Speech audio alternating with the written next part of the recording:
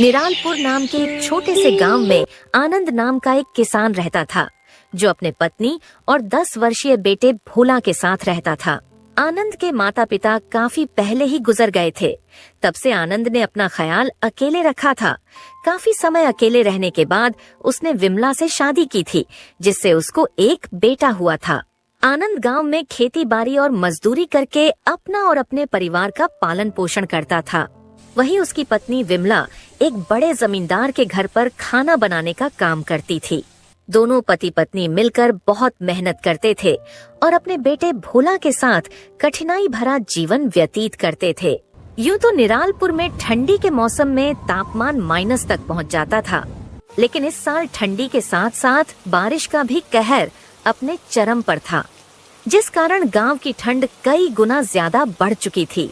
इस वजह से निरालपुर गांव के सभी लोग बहुत ज्यादा ठंड और ठंड के साथ साथ गिरने वाली बरसात के कारण डरे हुए और बहुत ज्यादा परेशान थे।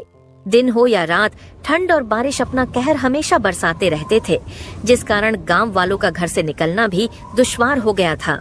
इस बीच आनंद के घर पर आनंद, उसकी पत्नी और बेटा तीनों मिलकर घर में जलावन जलाकर उसके सामने गर्माहट ले रहे होते हैं।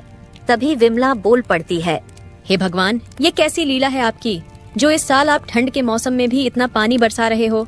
देख रहे हैं भोला के पापा, इस साल कितनी ठंड बढ़ गई है, और ऊपर से ये बिन मौसम बरसात ने तापमान को और ठंडा कर दिया है। इतनी तेज बारिश और ठंड में काम करना भी बहुत मुश्किल हो गया है। घर से बाहर निकलते ही पैर ठंड के मारण जमने लगते हैं। इतनी बारिश में तो घर से निकलने का मन भी नहीं कर रहा है।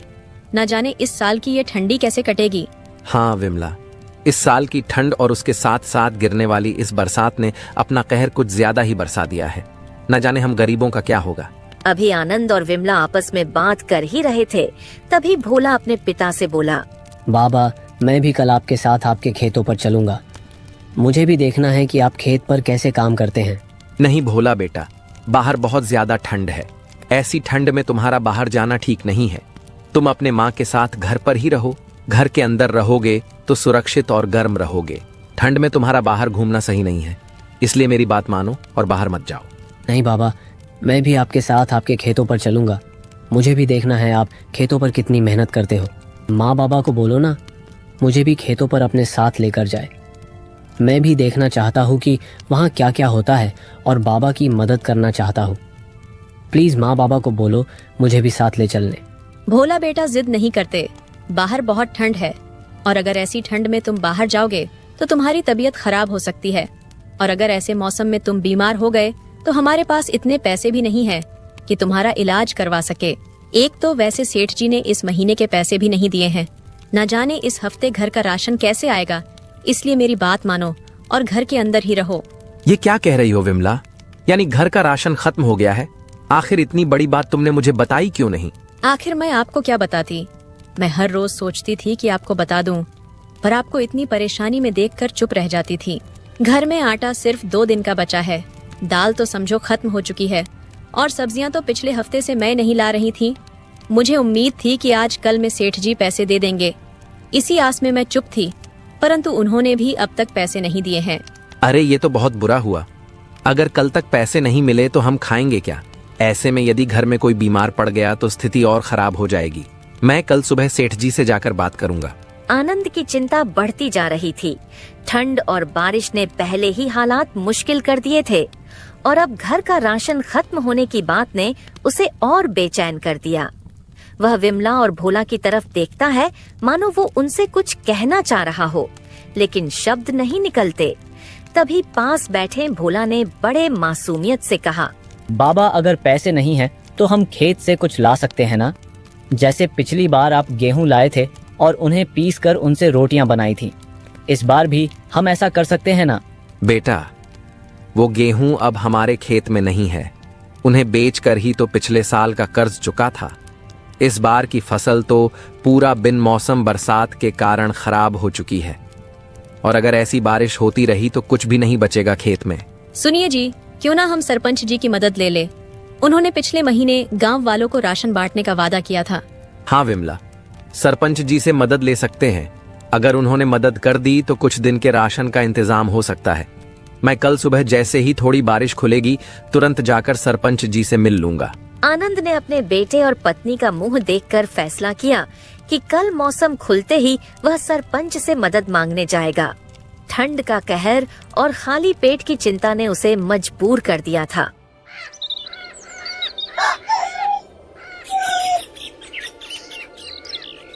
अगली सुबह किस्मत आनंद पर थोड़ी मेहरबान भी हो जाती है और सुबह बरसात कुछ समय के लिए थम जाती है, परंतु पूरा माहौल घने कोहरे से ढका हुआ था।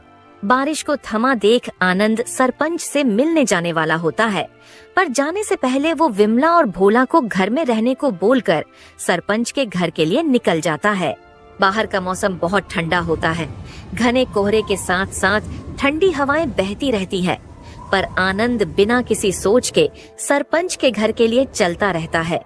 फिर थोड़ी ही देर में वो सरपंच के घर पहुंच जाता है। सरपंच जी, हमारी हालत बहुत खराब है। घर में राशन खत्म हो गया है। बिन मौसम बरसात के कारण खेत की फसल भी खराब हो गई है। इतनी ठंड की वजह से कहीं कुछ काम भी नहीं मिल रहा है। अगर आप कुछ मदद कर देते तो बहुत अच्छा होता।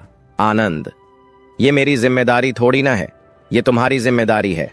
तुम ही समझो। तुम लोगों की आदत हो गई है, जब मन किया तब चले आते हो भीख मांगने, किसी भीख मंगे की तरह। सरपंच जी, ऐसा मत बोलिए। मेरा परिवार 2 दिन से भूखा है।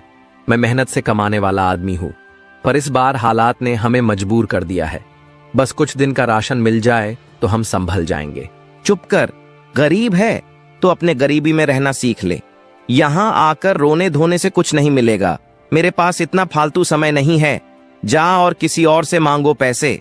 सरपंच की ऐसी बातें सुनकर आनंद का तो दिल ही टूट गया। उसने एक बार फिर से सरपंच से कहा, सरपंच जी, आप हमारे गांव के मुखिया हैं। अगर आप ही ऐसी बात करेंगे और हमारी मदद नहीं करेंगे तो कौन करेगा? आनंद की ये बात सुनकर सरपंच को बहुत तेज गुस्सा आया और वो अपने नौकर को आवाज लगाकर बोला, अरे रामू, इसे बाहर निकालो और आइंदा इसे मेरे घर में घुसने मत देना। फिर सरपंच के नौकर ने आनंद को धक्के मारकर घर से बाहर निकाल दिया। ऐसी बेइज्जती झेलकर आनंद भारी मन लेकर अपने घर की ओर चल दिया। आनंद के घर की तरफ जाते वक्त फिर से बहुत तेज बारिश होने लगती है, इसलिए वो एक घर के नीचे जाकर छुप जाता है।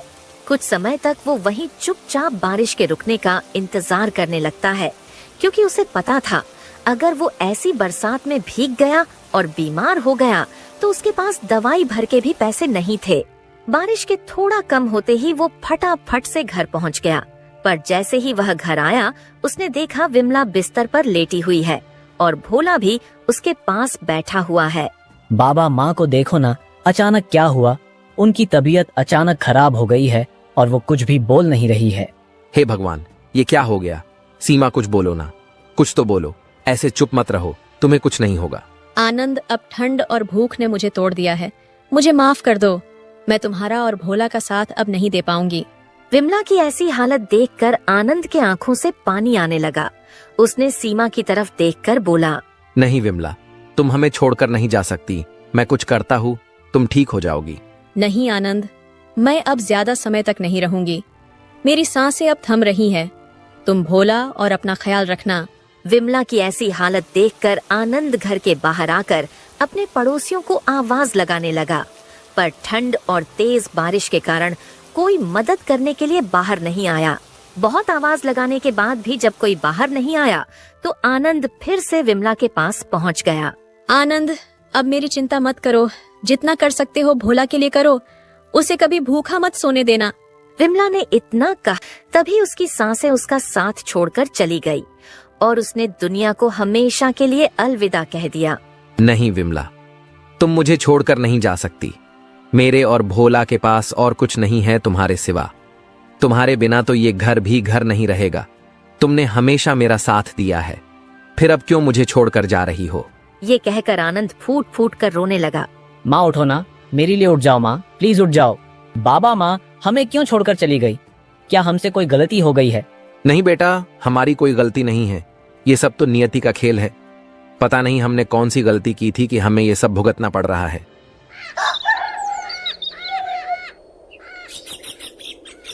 छोटे से घर में अब हर तरफ सन्नाटा था। बिस्तर पर पड़ी विमला की निशानी अब उसकी जगह बस खालीपन ने ले ली थी। आनंद कई रातों तक विमला की याद में सो नहीं पाया था। वो आपको दिलासा दिया करता था। एक रात जब वो भोला के पास बैठा था, तभी अचानक भोला ने उससे कहा, बाबा माँ हमें छोड़कर क्यों चली गई? क्या हम उन्हें वापस नहीं ला सकते? भोला बेटा, माँ हमें छोड़कर नहीं गई, वो हमें हमेशा ऊपर से देख रही है। लेकिन अब हमें और मेहनत करनी होगी। तुम्हारी माँ चाहती थी कि हम कभी हार ना माने। ये कहते हुए उसकी आंखें फिर भर आईं, पर वो भोला के सामने और रो भी नहीं सकता था, वरना उसे देखकर भोला भी बहुत रोने लगता। इसलिए उसने अपने आप को किसी तरह रोक लिया।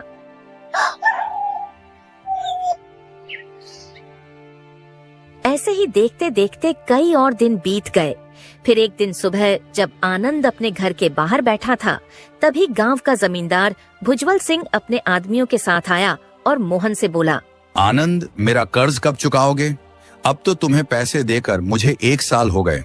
अगर अब तुमने मुझे मेरे पैसे नहीं लौटाए तो मैं तुम्हारा ये घर नीलाम करवा दूंगा। जमींदार की ऐसी बातें सुनकर आनंद के चेहरे पर चिंता की लकीरें और भी गहरी हो गई। उसने अपना सिर झुकाकर कहा, जमींदार साहब, मुझसे जो बन पाता है मैं मेहनत कर रहा हूँ, पर अब तक पैसे जमा नहीं हो पाए हैं। मुझे थोड़ा और वक्त दीजिए, मैं आपके पैसे जल्द से जल्द लौटा दूंगा। आनंद, मुझे बहाने मत सुनाओ।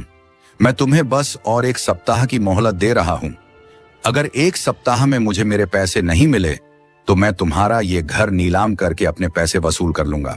जमींदार आनंद को 1 सप्ताह की मोहलत देकर वहाँ से निकल जाता है और आनंद वहीं बैठकर सोचने लगा कि अब वो क्या करेगा।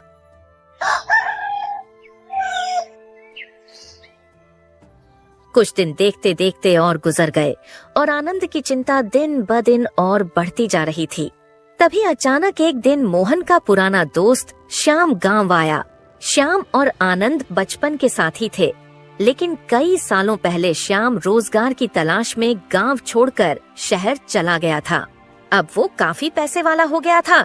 वो गांव में आते ही सबसे पहले अपने दोस्त से मिलने उसके घर पहुंच जाता है। पर जब वो घर पहुंचा तो उसने देखा आनंद बहुत परेशान बैठा है। आनंद भाई, तू इतना परेशान क्यों बैठा है? कुछ हुआ है क्या? श्याम को देखते ही आनंद बहुत खुश होता है और उसे अपने साथ हुए सभी किस्से बता देता है।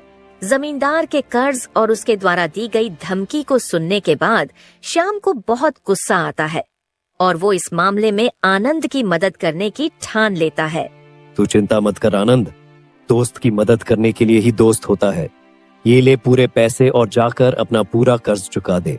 श्याम से इतनी मदद मिलते देख आनंद की आंखें पूरी तरह पानी से भर जाती हैं और वो श्याम से बोला, भाई, तुमने आज मेरी मदद करके मुझे और मेरे बेटे को एक नई जिंदगी दी है। मैं कभी तुम्हारा ये एहसान नहीं भूल पाऊंगा।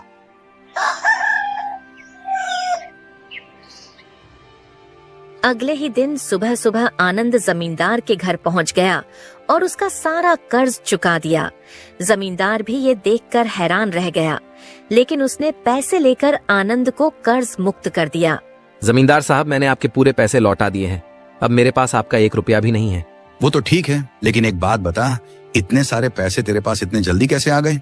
पैसे कहीं से भी आए, लेकिन आपको आपके पैसे मिल गए ना। इतना कहकर आनंद वहाँ से अपने घर के लिए निकल लिया। आनंद वहाँ से थोड़ी ही दूरी पर पहुँचा था, तभी उसको रास्ते में एक पुरोहित जी मिले और उन्होंने आनंद को देखते ही कहा, वस्त मैं देख सकता हूँ कि तुम काफी परेशानियों से गुजर रहे हो और तुम्हारी पत्नी भी हाल में ही तुम्हें छोड़कर चली गई है। उसके जाने के बाद तुम्हारा जीवन अधूरा लग रहा है। मैं देख सकता हूँ कि तुमने उसके लिए कितने दुख दर्द सहे हैं। पुरोहित जी की ये सारी बातें सुनकर आनंद बहुत भावुक हो जाता है और उसने पुरोहित जी से कहा, बाबा, मैंने अपने पत्नी को खोकर बहुत कुछ सहा है। काश वो हमको कभी छोड़कर नहीं जाती तो मेरे परिवार कभी अधूरा नहीं होता।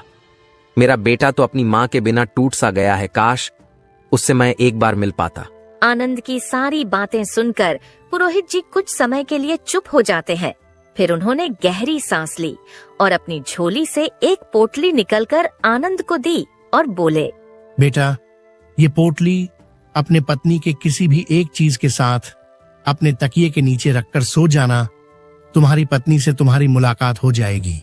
पुरोहित जी की सारी बातें सुनकर बहुत खुश हुआ और फिर उसने पुरोहित जी का धन्यवाद करके वहां से चला गया।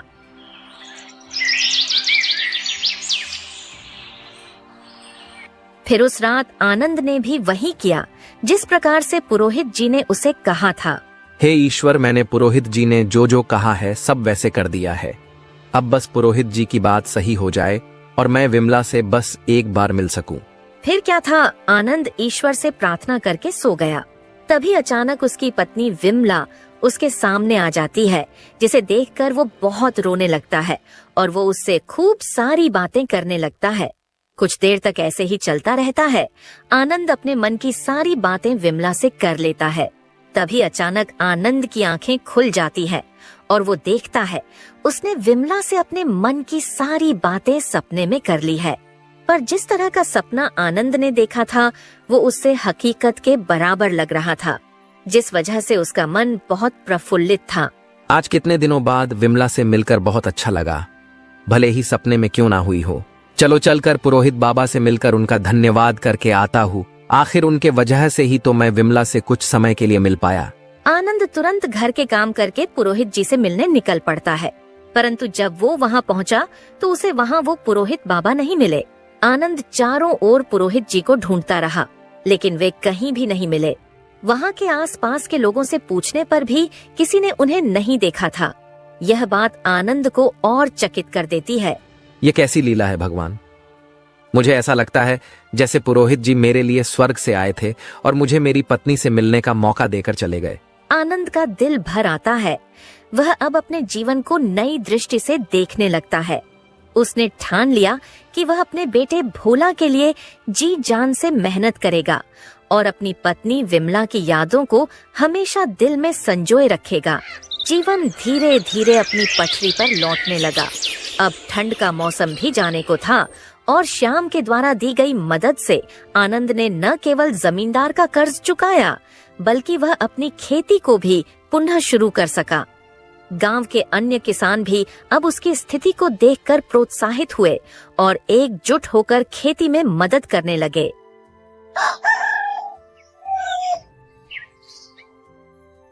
बारिश थमने के साथ ही मौसम में सुधार आने लगा और फसलें फिर से लहलहाने लगीं। आनंद ने अपने बेटे भोला को पढ़ाई में लगाया और खुद खेतों में मेहनत करने लगा। इसी तरह कुछ और दिन बीत गए और एक दिन आनंद अपने बेटे भोला के साथ बैठकर बातें कर रहा होता है। भोला अपने पिता से पूछता है, बाबा, आपको क्या लग रहा है? माँ हमें सच में ऊपर से देख रही होगी। हाँ बेटा, तुम्हारी माँ हमें हमेशा देख रही है। वह चाहती है कि हम कभी हार न माने और अपनी जिंदगी में खुश रहें। ये सुनकर भोला मुस्कुराता है और अपने पिता से खूब सारी बातें करने लगता है। समय बीतता गया, लेकिन आनंद ने अपनी मेहनत और भोला की परवरिश में कोई कमी नहीं की। भोला बड़ा होकर गांव का सरपंच बना और उसने अपनी माँ की याद में गांव के लिए एक स्कूल और अस्पताल बनवाया। इस प्रकार विपरीत परिस्थितियों के बावजूद आनंद और भोला ने मिलकर अपने जीवन को एक नई दिशा दी और गांव के लोगों के लिए मिसाल बन गए। कहानी यहाँ समाप्त होती है, लेकिन इसका संदेश ये है कि चाहे परिस्थितियाँ कितनी भी कठिन क्यों न हो, साहस और मेहनत से हर मुश्किल को पार किया जा सकता है। तो दोस्तों, कहानी आपको कैसी लगी हमें कमेंट में जरूर बताएं। अगर आपको हमारी मेहनत पसंद आई हो तो हमारे चैनल को सब्सक्राइब करना